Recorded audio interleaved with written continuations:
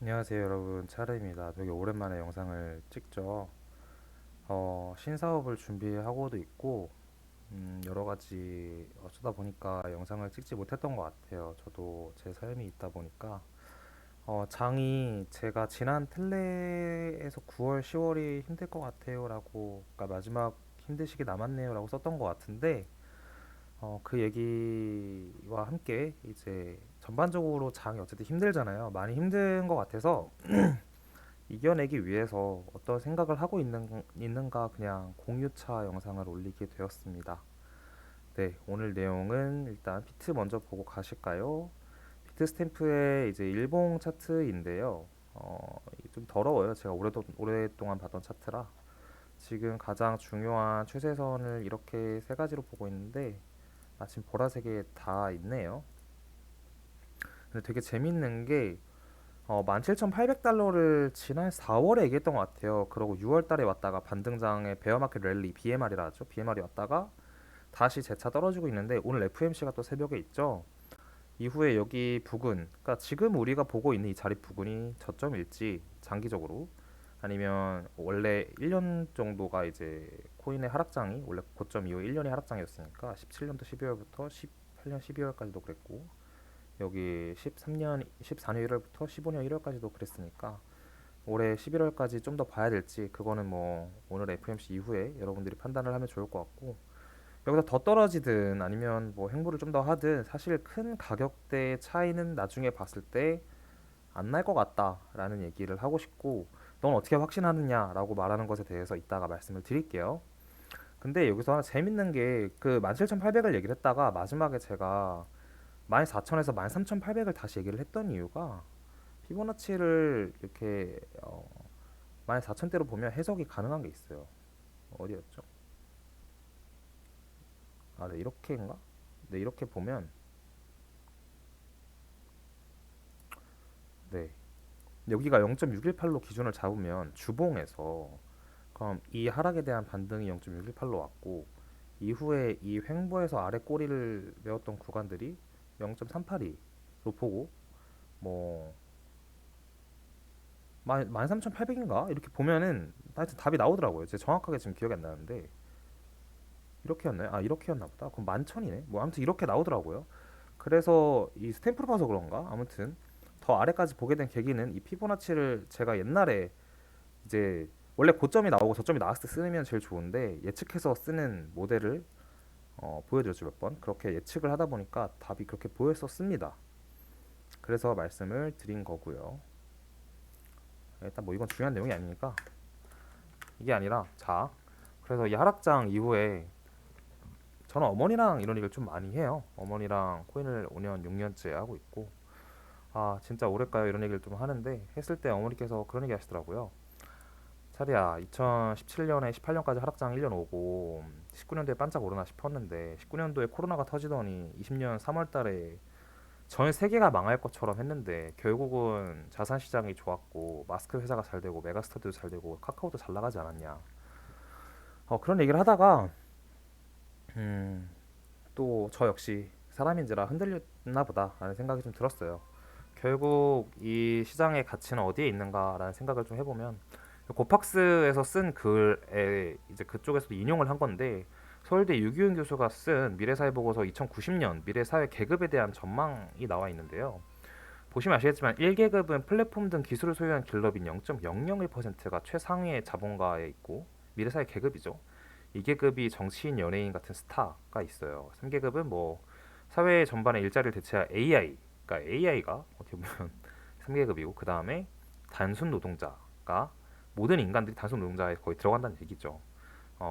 이 얘기를 이거 말고도 꽤 많은 자료에서 봤었는데, 이렇게 되는 과정의 디스토피아, 그러니까 유토피아가 아닌 디스토피아로 가는 이 미래에서 블록체인이 그나마 방어할 수 있는 체계가 되지 않을까라는 얘기를 고팍스 쪽의 리서치 자료에서 봤는데, 약간 메이크 센스 하다고 생각되는 부분이, 이렇게까지 저는 표현을 하진 못했었으나 그동안 생각했던 게, 우리가 살아오면서 부모님 세대 때 보면 바나나나 육류를 먹기 힘든, 흔히 말하는 보릿고개를 살아오신 분들인데, 지금은 사실 보릿고개라는 단어를 사용하지 않잖아요. 바나나도 사 먹을 수 있고, 돈이 없어도 막노동을 하루를 뛰어서 내 삶을 유지할 수가 있으니까 먹는 것에 대해서는 해결할 수가 있으니까 일단 먹고 사는 것에 대해서는 이걸 전반적으로 저는 삶의 질이 기본적으로 향상되었다라고 말을 하고 싶은데 삶의 질이 향상되는 거랑 인간이 행복해지는 거랑은 또 좀 별개이긴 합니다. 인간의 개인의 행복은 또 다른 이유이기 때문에 그래서 이게 레이 달리오가 쓴 변화하는 세계 질서의 1분가에 나오는 건데 이 인간의 진화 과정이에요. 그러니까 경제와 인간의 진화 과정인데 이 과정 속에 이 하락이 있고 다시 올라가는 이 상황이 여기가 바로 어, 생산성이 증대된다라는 얘기를 해요. 저희는 1차 산업혁명과 뭐 2차 산업혁명 그리고 IT 혁명 등을 통해서 생산성 자체가 증가가 돼요. 우리가 옛날에 그냥 낫으로 별을 뱉다가 트랙터를 통해서 이제 곡류를 생산을 하게 되고 그 다음에는 기계들이 아예 이제 내가 트랙터를 몰지 않아도 AI로 할 수 있는 이제 그런 혁명들이 계속 나오면서 생산성이 증대가 되죠. 굳이 먹는 걸로 비유를 한 거예요. 다른 생산성도 분명히 있겠지만. 자, 그러면 이 생산성을 통해서 삶의 질이 향상이 되기 때문에 결국 우리는 성장해 나가고 있는데 어, 지금 이런 디스토피아를 막기 위해서는 이런 생산성이 증대가 되는 산업이 사실 AI나 어떻게 보면 이제 뭐 로봇이나 그런 게 있겠지만 그런 것들을 움직이는 것 또한 데이터이고 그 데이터의 무결성을 입증하기 위해서는 블록체인이 필요하지 않을까라는 생각이 좀 있고요. 그리고 블록체인은 기술적으로 그렇게 필요할 수 있지만 사실 토큰 이코노미를 통해서 우리의 어떤 경제를 살아가는 다양한 방식이 P2E나 뭐 X2E라고 할게요. X2 Earn이나 뭐 등등 디파이 등등등을 통해서 더 많이 우리 삶에 들어오지 않을까. 이제 매스 어답션이 돼야 한다는 생각을 하고는 있는데 매스 어답션은 이제 대중의 선택이라는 뜻이거든요. 아직까지 블록체인이 대중의 선택을 받고 있지 못하지만 그런 세상이 아마 오지 않을까. 비즈니스를 하는 사람 입장에서 볼 때 수요가 꼭 있어서 공급이 탄생하진 않은 것 같아요. 여기서 이제 수요는 제가 볼 땐 대중의 어떤 필요이고 공급은 기업이 하고자 하는 서비스인데 카카오로 보면 이미 SMS 문자 서비스가 있었음에 데이터로 전환을 하면서 카카오가 공급을 만들어냈는데 사람들이 생각해보니까 쓰다 보니까 편했고 데이터가 무료가 되니까 문자가 유료였던 문자가 무료로 전환이 되고 또 사진 같은 걸 퀄리티 높게 데이터로 보내다 보니까 이런 과정들은 공급이 먼저 탄생한 경우가 되겠죠. 자, 제가 지금 머리에 정리가 좀 안 됐는데 이런 이 변화하는 세계 질서 속에서 어, 블록체인이 줄 수 있는 가치는 생산성 증대인 것 같아요. 왜냐하면 결국에 이렇게 생산성이 되게 핵심인 이유가 우리의 인구는 줄어들고 있는데 인구가 줄어들면 노동 인구가 감소하고 생산성이 줄어들어요.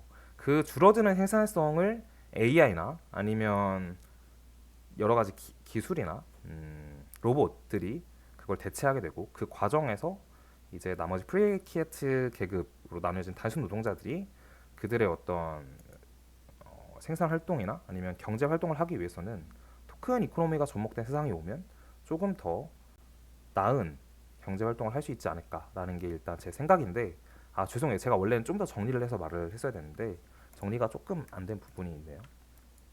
일단 그렇게 생각이 들고 그래서 제가 옛날부터 영상에서 밀고 있는 결국 지금 블록체인에 가장 필요한 매스 어답션을 위해서는 어떤 비즈니스가 있어야 하는가라고 이제 질문을 많이 받아요. 저도 어떻게 보면 저는 트레이더이기도 하지만 그 전에 인베스터이고 뭐 다른 회사들에도 투자를 좀 한 경험이 있기 때문에 그러는 것 같은데 어, 산업의 발전은 인간의 행동 변화를 요구한다라고 저는 생각을 해요. 그러니까 인간의 행동 변화를 만들어내는 어떤 비즈니스가 결국 그 산업을 주도한다라고 생각을 하는데 그러면 인간의 행동 변화를 주는 비즈니스는 뭘까? 라고 생각을 하면 결국 인간은 어떤 가치를 느껴야 변화하고 행동을 하게 되는데 정신적 가치를 주게 된다. 근데 정신적 가치에서 저는 이제 게임 얘기를 계속 했던 게 그거예요. 우리가 온라인 게임을 통해서 아마 제 세대는 다 공감을 했던 것 같아요. 저도 많이 물어보고 제 머릿속에 있는 데이터를 통해서 여러분들한테 전달을 그냥 드리는 건데, 제가 초등학교 1, 2학년 때 아마 메이플 스토리가 나왔던 것 같아요. 그 전에 스타크래프트라는 게임이 있었고, 근데 이제 어쨌든 스타크래프트는 온라인 게임은 아니었죠. CD 게임이었으니까. 근데 온라인 게임이기도 했죠. 근데 좀 다르죠.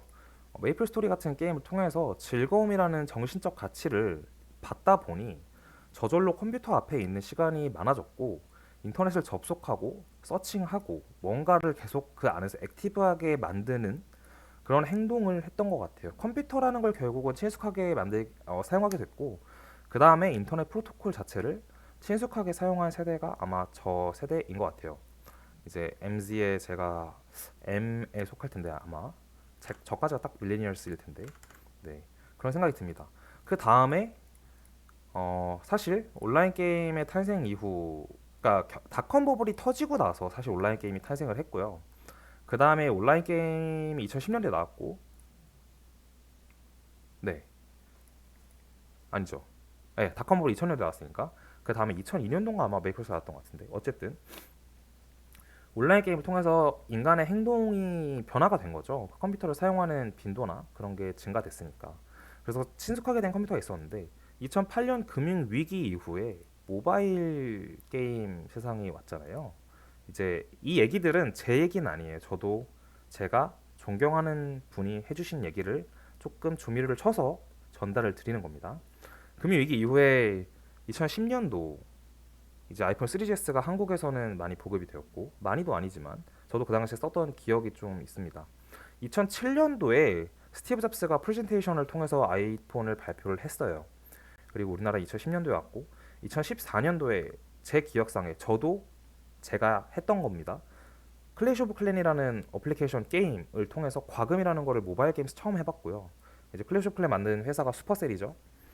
그렇게 모바일 게임에 친숙해지다 보니 스마트폰을 사용하는 빈도나 어떤 방법론적인 것들이 더 많이 친숙해졌던 것 같아요. 그렇게 스마트폰의 어플리케이션들이 더 많이 발전을 했던 것 같고요. 물론 카카오 같은 경우 2010년도에 탄생한 회사이긴 합니다.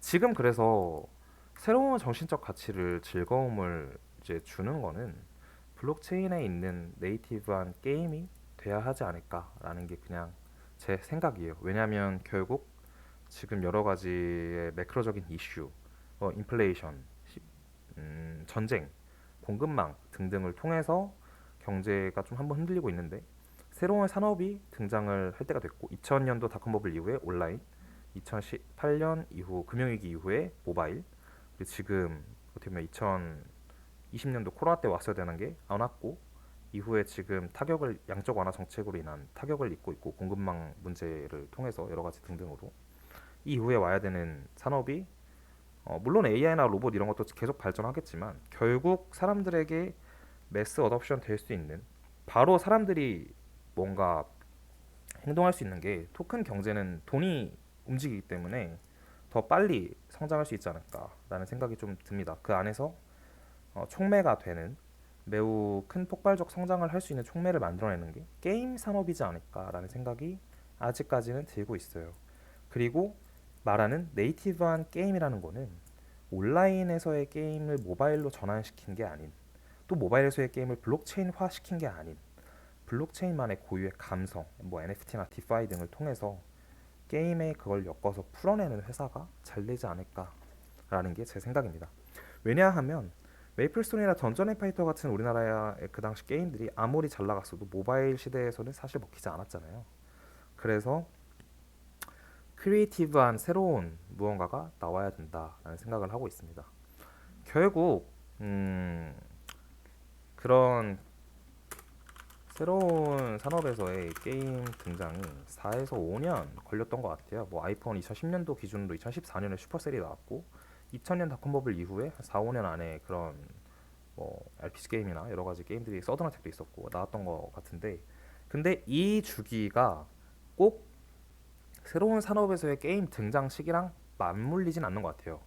왜냐하면 어, 결국은 크리에이티브 해야 한다라는 건데, 이 크리에이티브 하다는 거는 딱 네이티브한, 그 네이티브하다 뭐라고 해야 될까요?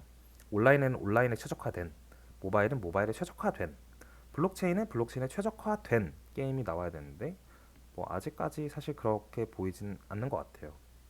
근데 이게 최적화가 되기 위해서는 아이러니하게 우리가 사용하고 있는 이더리움이 2014년도에 나왔어요. 2014년 7월인가 나왔을 텐데, 근데 2014년 ETH 등장, 그리고 2017년 스마트 컨트랙의 가치와 대중화, 그다음 2020년 디파이, 2021년 게임과 NFT. 근데 NFT는 사실 2017년부터 있었던 개념인데 21년도에 좀 뜬 거죠. 그리고 게임이랑 엮어서 더 뜬 것 같고요.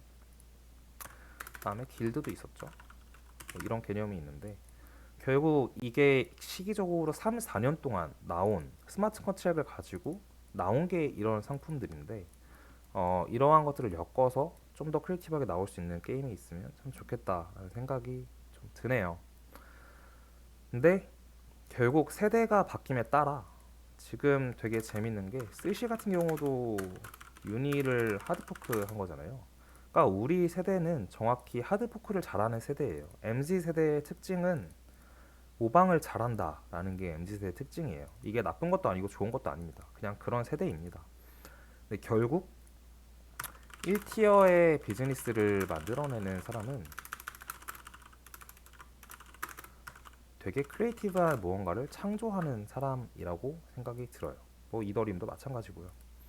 그래서 이런 것들을 같이 고민을 하면 더 재밌지 않을까.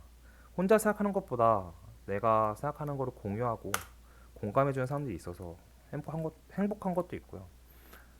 하락장에 이러한 생각들을 하면서 미래의 플랜이나 아니면 앞으로의 이런 블록체인이 과연 매스 어답션 될 수 있을까라는 고민들을 해갈 때 그래도 똑같은 고민을 할 때 어느 정도 더 근거 있는 고민을 통해서 약간 이렇게 말에 힘을 줘서 할 수 있는 사람이 있으면 좋잖아요. 그래서 영상을 찍게 되었고요.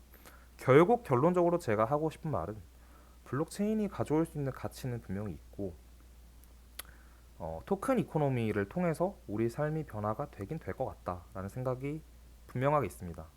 왜냐하면 코로나 때도 모든 게 망할 것 같지만 분명히 잘 된 산업이 있었고 지금 경제 위기와 전쟁 이후에도 저는 비트코인과 블록체인의 어떤 토큰 이코노미 등등이 가치를 분명하게 입증받을 거라는 생각이 좀 있어요. 그래서 그런 말을 전하고 싶었어요. 쉽게 말하면 하락장 같이 잘 이겨내 보자라는 뜻입니다. 오늘 영상 여기까지만 하고요. 너무 늦게 올려서 죄송합니다. 감사합니다.